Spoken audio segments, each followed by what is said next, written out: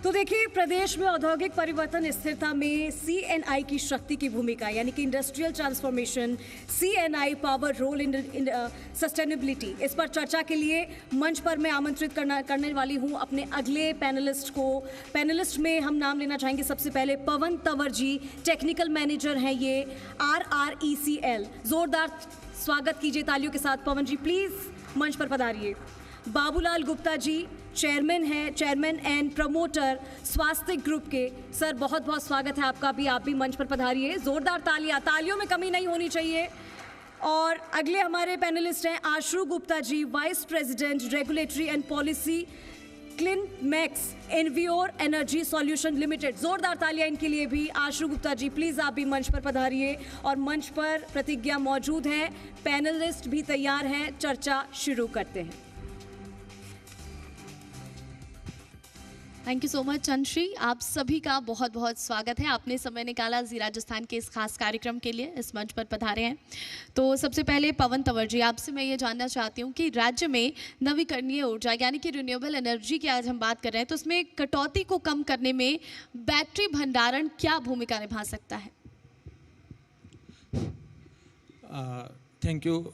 मुझे इस कार्यक्रम में आमंत्रित करने के लिए मैं जी न्यूज़ का धन्यवाद देना चाहूँगा।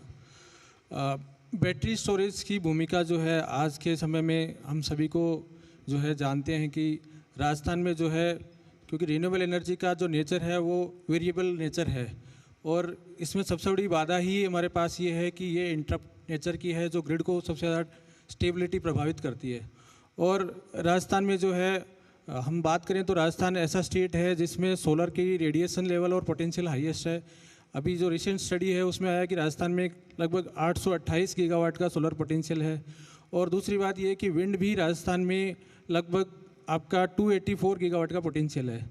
तो दोनों ही रिसोर्सेज ऐसे हैं जो सोलर और विंड जो है ग्रिड को डे टाइम में और नाइट टाइम में सप्लाई दे सकते हैं। बट इससे मेजर प्रॉब्लम अपने पास ये रहती है कि सोलर अपने पास डे टाइम में अवेलेबल रहता है, विंड का नेचर जो है राजस्थान में अपोजिट नेचर का है, तो वो आपको इवनिंग और मॉर्निंग में और नाइट आवर्स में ज़्यादा मिलती है, बट वो स्टेबल नहीं है।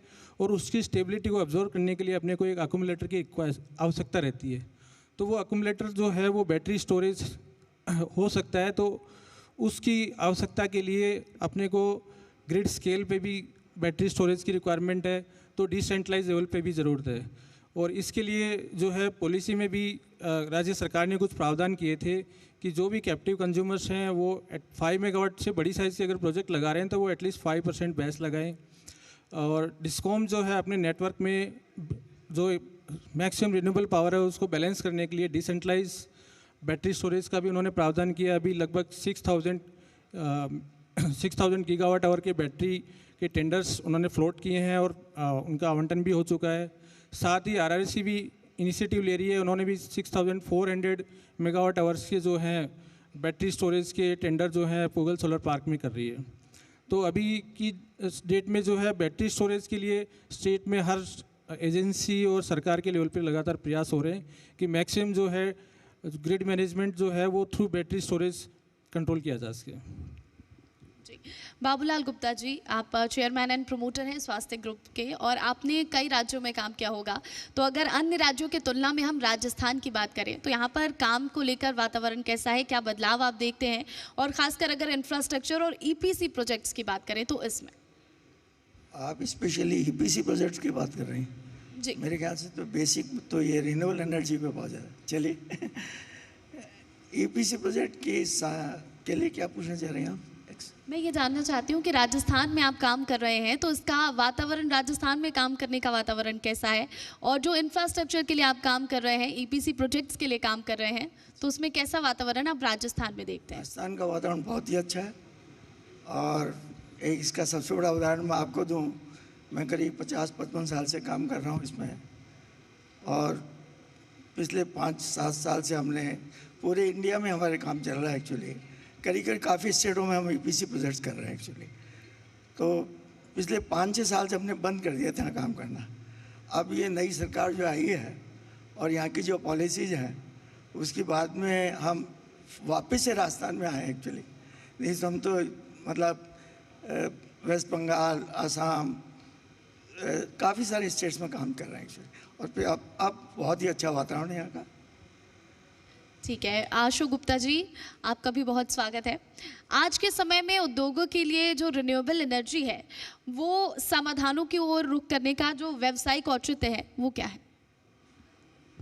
आप देखें कि भारत की एक पिछली कमिटमेंट थी कि भारत $5 ट्रिलियन इकोनॉमी बनना चाहता था, और जिसका माननीय प्रधानमंत्री जी ने जो टारगेट है उसको बढ़ा के अभी $30 ट्रिलियन इकोनॉमी का किया हुआ है।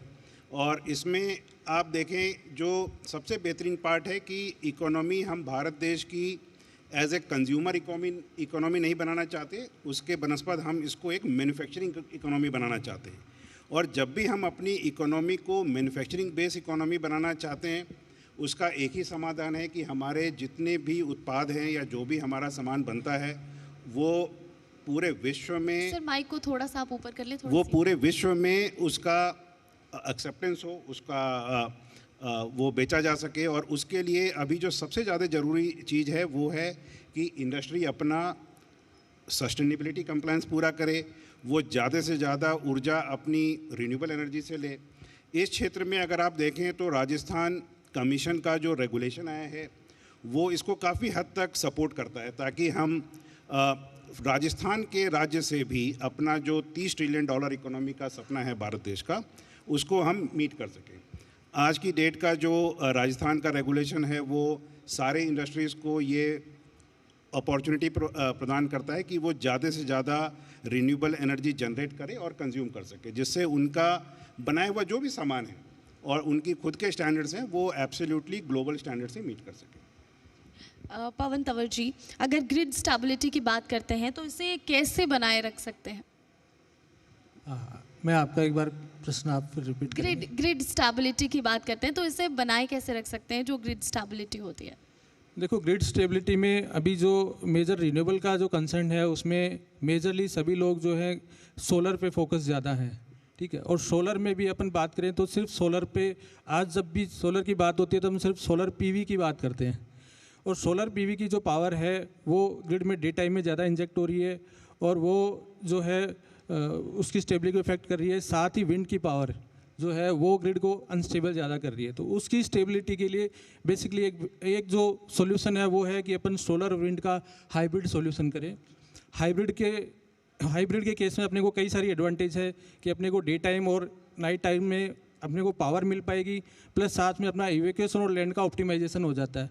उसके साथ अगर अपन बेस का यूज़ करते हैं तो आई थिंक कि ये एक ग्रिड स्टेबिलिटी के लिए बेस्ट मॉडल हो सकता है। और उसमें जो है इंडियन विंड पावर एसोसिएशन ने भी हमें अपने मॉडल्स दिए थे, तो उनकी जो कॉस्ट थी वो बेस प्लस सोलर के कंपैरेटिवली भी एक बेटर कॉस्ट आ रही थी, जो कि आपको रिलायबल पावर दे पा रही है और उसकी टेरिफ भी कंपैरेटिवली बेस प्लस सोलर से बेटर हो पा रही है। तो उस मॉडल पे जो है डेवलपर्स जो है इस पे ध्यान दे सकते हैं और वो ज़्यादा से ज़्यादा इसको अडॉप्ट कर सकते हैं। ठीक है, बाबूलाल गुप्ता जी, राजस्थान में सरकारी अधिकारियों और विभागों का सहयोग आपको ईपीसी प्रोजेक्ट्स में कैसा मिल रहा है, कैसी सहायता उनकी रही है?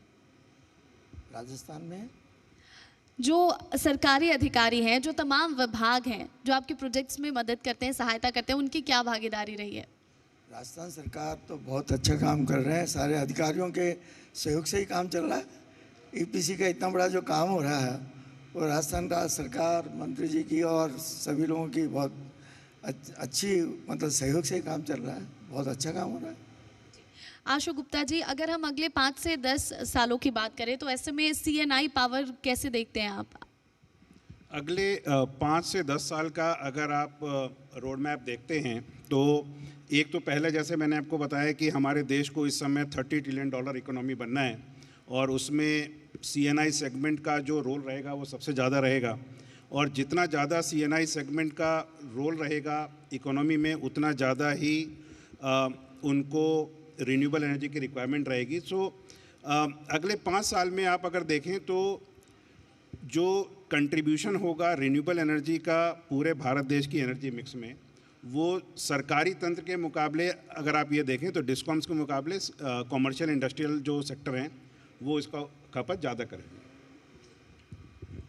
बाबूलाल गुप्ता जी, अगर आने वाले समय की बात करें तो ऐसे में राजस्थान में इंफ्रास्ट्रक्चर और पावर सेक्टर में जो ईपीसी कंपनियां काम कर रही हैं, उनके लिए व्यवसाय की संभावनाएं कैसी हैं? किस तरह के बदलाव और आने वाले समय में हो सकते हैं? ईपीसी प्रोजेक्ट्स के लिए बात करना चाह रही हूँ। राजस्थान में क्या संभावना है? जी, ईपीसी का तो बहुत, राजस्थान इतना विशाल प्रांत है, यहाँ इतनी अभी पावर जनरेशन का और जितना काम चल रहा है, ट्रांसमिशन का काम चल रहा है, ईपीसी के बिना तो काम हो ही सकता। तो ईपीसी का तो बहुत ही ज़्यादा संभावना है राजस्थान में। और ख़ासतौर से जो सरकार की नई जो घोषणाएं हैं और एमएसएमई है और सभी सेक्टरों में मतलब काफ़ी, मतलब गवर्नमेंट से भी और ख़ासतौर से ऑफिसर से भी काफ़ी कोऑपरेशंस मिल रहा है, इसलिए संभावना तो बहुत है। ठीक है। पवन तंवर जी, अगर भारत में उद्योगों की बात करें तो ऐसे में सस्टेनेबल पावर प्रोक्योरमेंट की बात करें तो भविष्य में अब क्या क्या बदलाव और देखने को मिल सकते हैं सस्टेनेबल एनर्जी की अगर बात करें?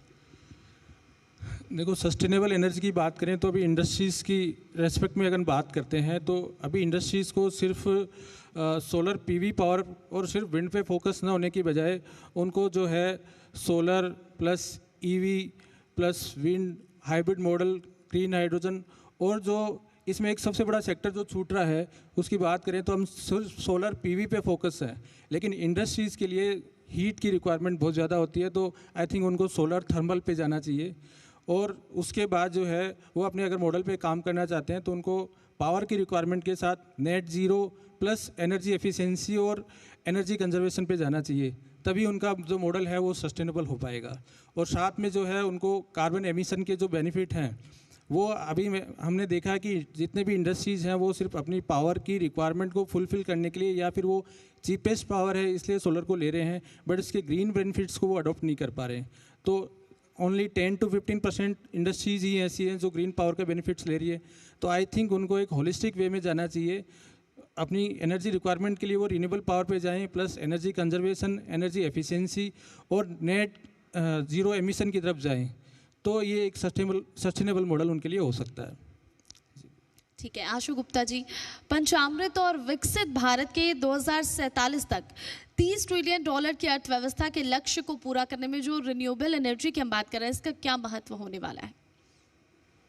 जैसा कि मैंने आपको शुरू में बताया, जो हमारा $30 मिलियन इकोनॉमी का जो सपना है विकसित भारत का, उसमें जो महामंत्र दिया गया है वो पंचामृत का दिया गया है। उस पंचामृत में सबसे ज़रूरी जो मंत्र है वो सस्टेनेबिलिटी कंप्लायंस का दिया गया है। इसका सीधा मतलब ये है कि जो पूरा जोर है, पूरा फोकस जो है वो इस समय ये है कि जितना भी विकास हो वो ना कि वो एक फॉसिल फ्यूल बेस्ड सिस्टम पे डेवलप हो, बट ज़्यादा से ज़्यादा वो रिन्यूएबल एनर्जी और इस पे रहे ना। इसका एक असर ज़रूर होगा, जैसे आप पूछ रहे थे कि अगले 5 से 6 साल में रिन्यूएबल का क्या भविष्य है। इसमें जो सबसे ज़्यादा महत्वपूर्ण रोल होगा वो सेकेंडरी मार्केट का होगा। सेकेंडरी मार्केट एक नया कॉन्सेप्ट है जो धीरे धीरे देश में आगे बढ़ रहा है। सेकेंडरी मार्केट में और वॉलंटरी मार्केट में जो रिन्यूएबल एनर्जी की खपत है और इसका विस्तार है वो इसमें सबसे बड़ा रोल प्ले करेगा। पवन तंवर जी, अगर हम एनर्जी स्टोरेज की बात करते हैं, बैटरी टेक की बात करते हैं, तो अगले 5 सालों में क्या बड़े बदलाव किए जा सकते हैं? क्या बड़े बदलाव हमें और देखने को मिल सकते हैं? देखो, एनर्जी स्टोरेज में जो है स्टेट के अंदर जो है ग्रिड स्केल पे काफ़ी बड़ी मात्रा में एनर्जी स्टोरेज ऐड किया जा रहा है। साथ ही अब इसको जो है जो राज्य सरकार है वो प्लान कर रही है कि डिस्ट्रीब्यूटेड में भी इसको ज़्यादा से ज़्यादा बढ़ाए, तो कुसुम योजना में भी उनका लाने का विचार है। और इसके अलावा इंडस्ट्रीज़ है उसको ऑलरेडी पुश कर रहे हैं, और इंडस्ट्रीज़ को मेरा यह मानना है कि जो बिहाइंड द मीटर प्रोजेक्ट्स हैं उनको मेजरली जो है बेस ऐड करने पे वर्क करना चाहिए, बिकॉज वो बेस जो है उनको पीक आवर्स में चीपेस्ट पावर देने में ही हेल्प करेगी।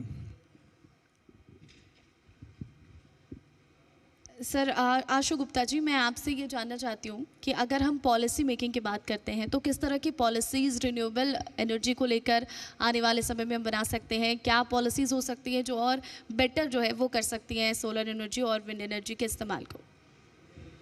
इस समय की वर्तमान परिस्थिति में सबसे बेहतरीन बात यह है कि आप देखें जितने भी केंद्र सरकार ने रूल्स बनाए हैं रिन्यूएबल एनर्जी के प्रमोशन के लिए, उसमें एक चीज़ बड़ी ख़ास बात है कि उसका मुख्य उद्देश्य है रिन्यूएबल एनर्जी का प्रमोशन और उस पॉलिसी या उस रूल का improvisation from time to time.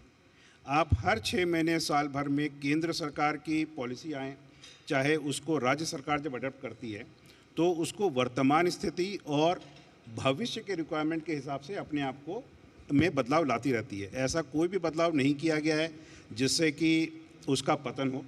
आप देखें यूनिफॉर्मिटी, कंसिस्टेंसी और एक दूरगामी आपको एक टारगेट बिल्कुल क्लियर दिखेगा कि इस तरीके से विस्तार किया जा सकता है, निवेश किया जा सकता है। निवेशकों की कॉन्फिडेंस के लिए चाहे green energy open access rules लाया गया केंद्र सरकार के द्वारा, उसको सहर्ष तरीके से सभी राज्यों ने इंक्लूडिंग राजस्थान के रेगुलेटर और पॉलिसी ने उसको अपना आप में अडॉप्ट किया।